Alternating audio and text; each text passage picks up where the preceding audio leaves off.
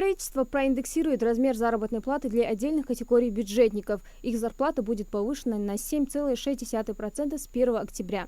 Повышение коснется работников федеральных, казенных, бюджетных и автономных учреждений, федеральных госорганов, гражданского персонала, воинских частей и ряда других категорий работников.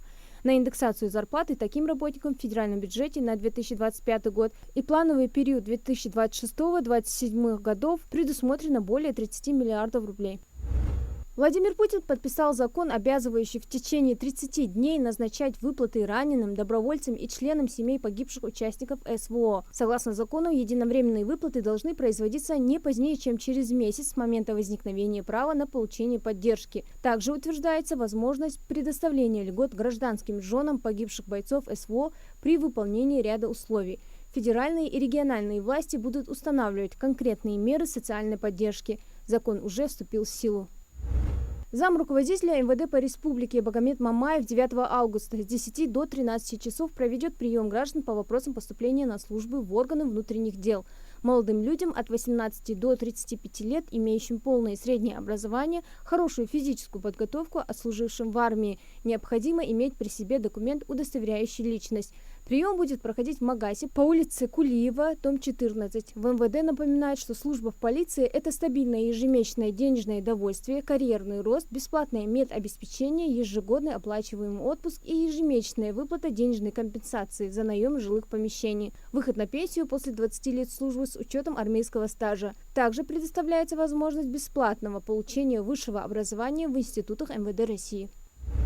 4-5 августа в республиках Северо-Кавказского федерального округа пройдет масштабный автопробег «Красные крылья Победы» в честь 80-летия Великой Победы и в поддержку СВО. В Ингушетии участников акции встретят в понедельник. В республике они проведут торжественное возложение цветов к вечному огню на мемориале памяти и славы. «Красные крылья Победы» – это дань уважения подвигу наших дедов и отцов.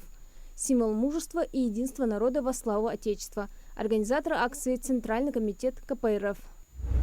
В Госдуме предложили наказывать за ошибочные штрафы с дорожных камер. Законопроектом предлагается внести изменения в КоАП РФ, дополнив главу 12 новой статьей, предусматривающей административную ответственность должностных лиц за незаконное привлечение собственника транспортного средства к административной ответственности, установив административный штраф, сообщается в пояснительной записке к проекту. Принятие этой инициативы, по мнению автора, защитит права автомобилистов, повысит дисциплину должностных лиц и сократит количество необоснованных штрафов. В настоящее время законопроект направлен на заключение в правительство России. Президент подписал закон, разрешающий привлекать к обучению школьников, студентов из непедагогических вузов. На это имеют право лица, обучающиеся по образовательным программам высшего образования и которые успешно прошли промежуточную аттестацию по направлению образования и педагогические науки. А это студенты бакалавриата и специалитета на 4-м году обучения, а также магистратуры. Допущены будут такие молодые учителя для работы с начальной, средней и старшей школе, а также курсам и дисциплинам, относящимся к программам среднего профессионального образования.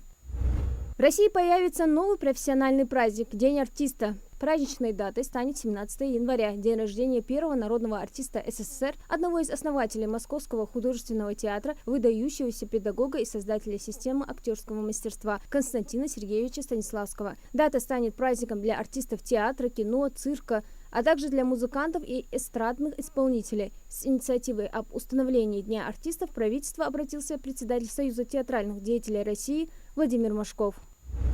Ингушский полузащитник «Локомотива» Зелимхан Бакаев отметился первой голевой передачей за свою новую команду. Матч состоялся накануне. На 29-й минуте полузащитник с правого фланга ворвался в штрафную и вырезал передачу в центр, откуда набежавший Воробьев в касание пробил под дальнюю штангу. Бакаев провел на поле 61 минуту, после чего провели замену. Зелимхан по итогам встречи получил за свое выступление высокую оценку 8,1. Матч Пари НН «Локомотив» завершился победой гостей со счетом 3-2.